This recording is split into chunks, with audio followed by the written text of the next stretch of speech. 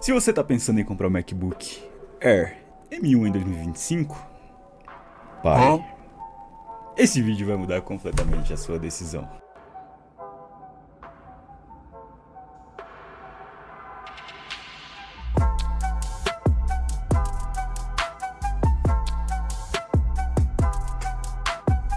E aí galera, sejam bem-vindos ao canal TechMind, e no vídeo de hoje eu vou estar mostrando pra vocês esse carinha aqui, que é o MacBook Air M1 de 2025.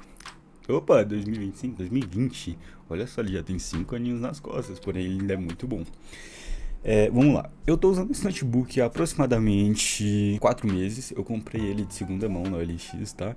Depois eu vou falar pra vocês sobre o que eu recomendo pra compra, mais no final do vídeo. Eu já usei alguns Macs antes, eu já tive alguns Mac Mini, só que era na época da Intel, realmente era bem mais limitado por conta do processador mesmo. Porém, depois que lançou essa linha M1, pelo menos a parte mobile dos computadores da Apple deu um salto muito grande, porque eles conseguem trazer uma performance muito boa, consumindo muito pouca energia. Então a bateria desse carinha aqui é excelente.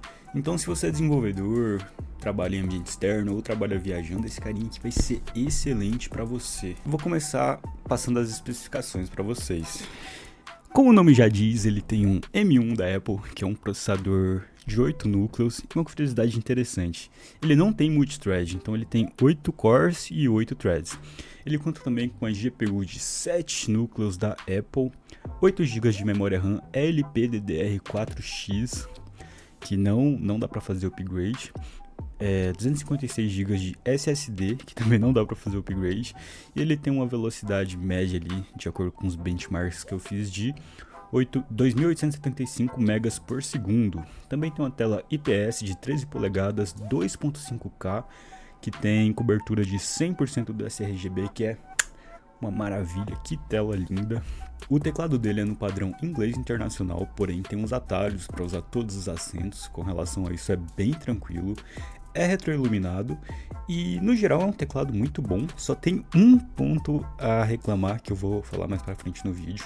Ele tem conectividade moderna, então tem Wi-Fi 6, Bluetooth 5, vai ali atingir toda a velocidade da sua rede e tem uma bateria de 49,9 Wh, que sinceramente faz milagre. Não é uma bateria tão grande, mas dura muito bem. Agora vamos dar uma olhada no desempenho. Eu vou começar cronometrando o tempo de boot.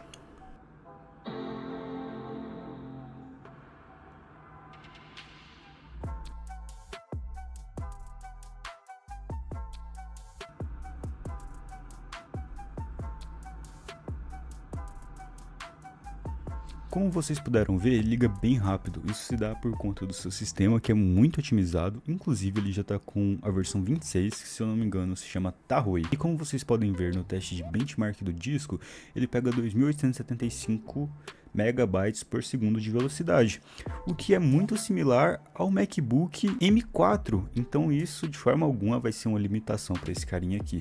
Agora vamos de benchmark de CPU. Eu vou começar rodando o Geekbench 6 tanto no MacBook Air M1 quanto no meu computador, que é um desktop comum com o Ryzen 7 5700X, que está com um pequeno overclock rodando a 4.800 MHz.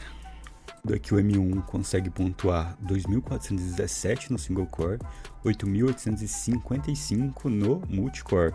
Lembrando que o notebook está fora da tomada e o consumo desse processador é de 18 watts, enquanto o do Ryzen é de mais de 100. E o Ryzen pontua 2.184 no single e 10.652 no multi. Ele ganha no multicore porque ele tem o hyperthreading, porém ele perde no single core. Então isso mostra pra gente que o M1 ainda é um processador muito capaz. E dando uma pesquisadinha, vocês vão conseguir ver que isso é uma tendência. O M1 vai estar sempre um pouquinho à frente no single core, porém atrás no multicore. Eu tô aqui no CPU Monk e vocês conseguem ver que isso se repete aqui na overview. Então o M1 pontua ali 7% a mais no single core, porém pontua 37% a menos no multithreading. Isso meio que se repete em todos os benchmarks que eles fazem aqui. Porém, se vocês forem levar em conta o consumo desses dois carinhas, é algo impressionante, porque o M1 ele tá na bateria e a bateria dele realmente é muito boa, tanto que eu fiz o teste do Geekbench no CPU e na GPU e o teste de estresse do disco e consumiu 1% de bateria, enquanto o meu computador está na tomada com o CPU com overclock, consumindo mais de 100 watts sobre estresse e fazendo um barulhão danado aqui. Esse notebookzinho não tem nem fã, então é algo espetacular, entendeu? Levando e tirando a portabilidade. Olha isso aqui. Você pode levar para onde você quiser. Você tem praticamente o desempenho de um Ryzen 7 na sua mochila. Isso é muito legal. Já o computador pesa, sei lá, 20 quilos. É muito pesado. Porém, nem tudo são flores. Quando a gente chega em GPU, o filho chora e a mãe não vê. O Mac realmente fica muito para trás. Porém, eu fiz essa comparação com o meu desktop, que tem uma placa de vídeo dedicada, então é um pouco injusto. Só a placa consome, sei lá, quase 10 vezes mais do que o MacBook e tem 2 vezes mais VRAM do que o notebook. Então, o meu GPU tem 16 GB de VRAM e o MacBook tem 8 GB de RAM, que ele compartilha entre a CPU e a GPU, entende? É um pouco injusto. Mas eu vou mostrar para vocês o benchmark para vocês tirarem suas próprias conclusões. Eu vou fazer ambos os testes usando a API OpenGL para a gente conseguir ter uma comparação de performance mais consistente. Mas a Apple tem a API Metal, que é própria para suas GPUs e ela traz um desempenho mais otimizado. Então, em aplicações profissionais, o Mac vai render um pouquinho mais do que ele renderia no OpenGL. E como a gente pode ver, o Mac pontua 19.571 pontos, enquanto a minha GPU, que é uma RTX 5060 Ti, pontua 104.337, o que é aproximadamente 5,3 vezes mais rápido. Então, galera, vamos para a conclusão. Vale a pena ou não vale comprar um MacBook Air M1 em 2025? E a resposta é depende. Se você for ter um uso mais simples, por exemplo, editar no CapCut, como eu edito, editar no Final Cut, eu acredito que vai ser bem tranquilo, porque esses softwares são muito otimizados e dá de boa, tá? Pelo menos no CapCut aqui eu edito os vídeos todos em 4K e vai muito bem.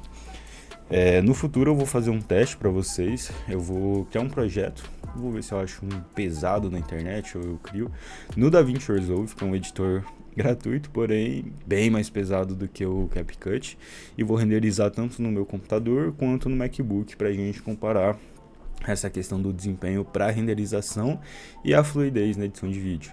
Os pacotes Adobe eu não vou conseguir porque é pago e eu não vou pagar. Também depende muito do preço que você vai conseguir encontrar, o preço que você está disposto a pagar. Se você tiver ali 3.500, de 3.500 a 4.500, vai ser legal você comprar um MacBook Air M1, porque vai estar ali na faixa. Então, 3.500 você compra um usado, provavelmente em boas condições, assim como eu comprei o meu. E por 4.500, mais ou menos, você compra um MacBook Air M1 novo, como esse aqui da Shopee, que inclusive dá nota fiscal e você vai ter a garantia de 1 ano pela Apple e você consegue parcelar em 12 vezes sem juros. Então, sinceramente, eu acho que vale mais a pena comprar ele novo por conta desses benefícios, tá? Eu vou deixar o link da Shopee aqui na descrição para esse carinha e também vou deixar o link daquela capinha, casca de ovo, porque como ele é de alumínio, qualquer batidinha que você dá ali num vidro, em alguma coisa, dá uma amassadinha, tá? É bem legal você usar a capinha para revenda. Porém, se você tem um pouquinho mais de 4 mil reais para gastar, eu acredito que vale a pena você pegar um modelo mais novo, de preferência com 16 GB. Foca nos 16 GB porque ele vai te dar muito mais longevidade. Assim, você pode ter certeza que o macOS vai funcionar com 8, porque o MacBook Air M3 tem 8 GB, então a Apple tem que fazer o macOS rodar no M3 por vários anos, então ele tem que rodar com 8 GB.